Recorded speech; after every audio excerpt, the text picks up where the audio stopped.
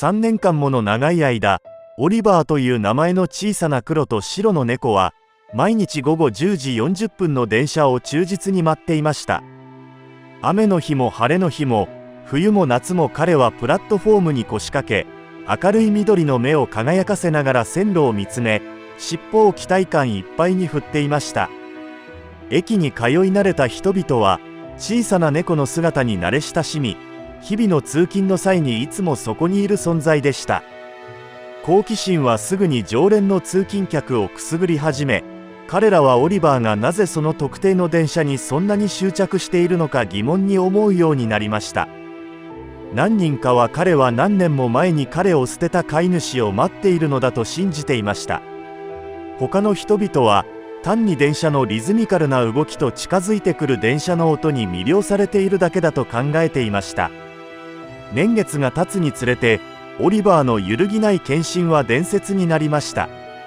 かつて動物が電車を待っているという考えをバカにしていた人々は、自分が時計を見て、たとえオリバーの希望に満ちた顔を見かけるためだけに、午後10時40分の電車の到着を見逃さないように心配していることに気づき始めました。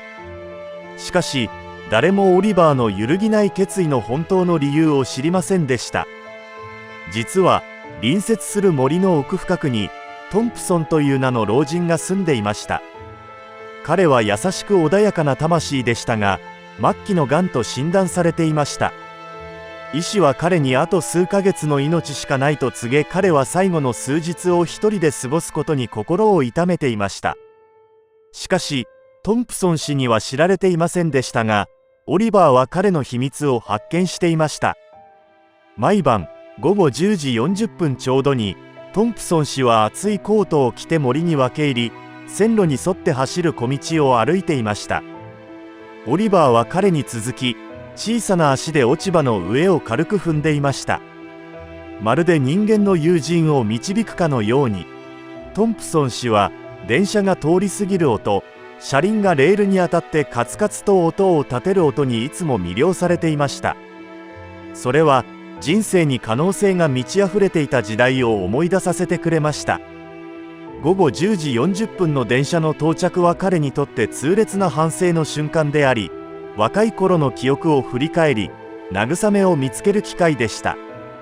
月日が年へと変わっていくにつれて、トンプソン氏はオリバーの存在に慰めを見出しました。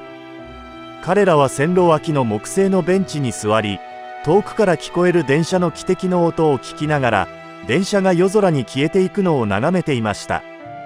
オリバーの柔らかな喉越し音と温かい体は、トンプソン氏の孤独と恐怖を和らげる友情の感覚を提供しました。動画をご覧いただきありがとうございます。チャンネル登録をお願いします。